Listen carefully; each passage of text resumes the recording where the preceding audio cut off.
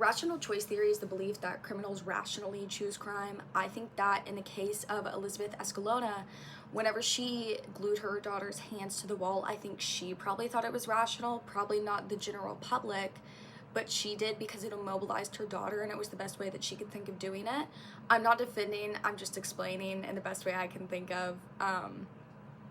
I believe that it was a heinous example of what a mother should be.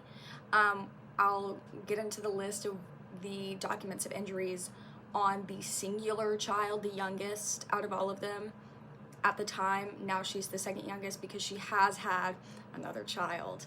But according to court documents, Escalona entered a plea deal and pleaded guilty, but the deal was subsequently ignored by the judge during the hearing.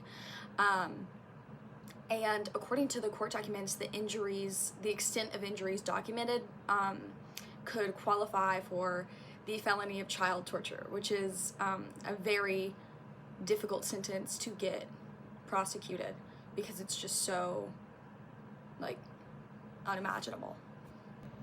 Okay, I'm gonna read all of these as fast as I can because it's a lot. It's about 1.5 pages of injuries, but here's the court documents. The child had bruising on her genitals, buttocks, belly, ribs, thorax, arms, back, top of her shoulder, legs, right foot, knee, pelvis, cheeks, forehead, scalp, nose, bridge of her nose, underside of her chin, front part of her throat, back part of her neck. She had abrasions around her eyes, near her right ear, and on her scalp, back, arms, back of her neck, left calf, right foot, and a small laceration inside of her mouth. The child had glue in her eyelashes and glue residue on her eyelids.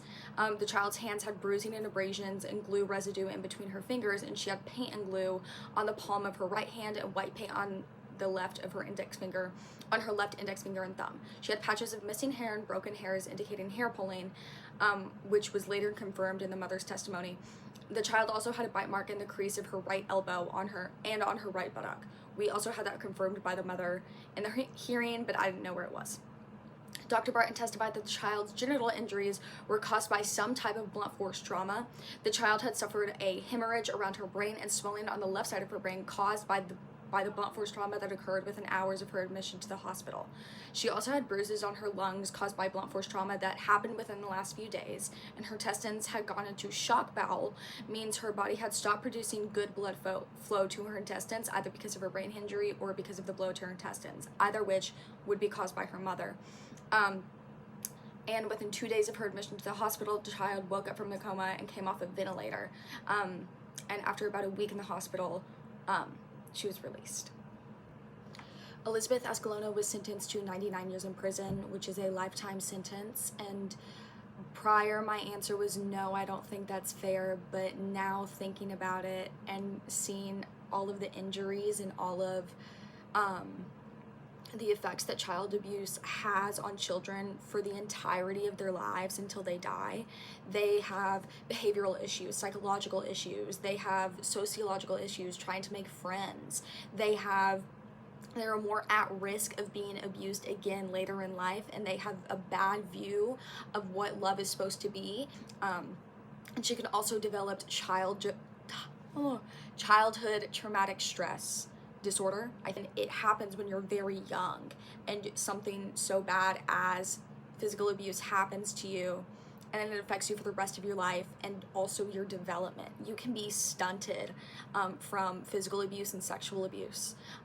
So there are so many things that will affect her for the rest of her life that she might not even remember the inciting incident, but she'll feel the effects until she dies. So I think that if we're thinking back to the classical theory of, okay, how are the victims affected? I think that if she's affected for the rest of her life, the mom should be affected for the rest of her life. Thank you. Have a great one, guys. Great conversation.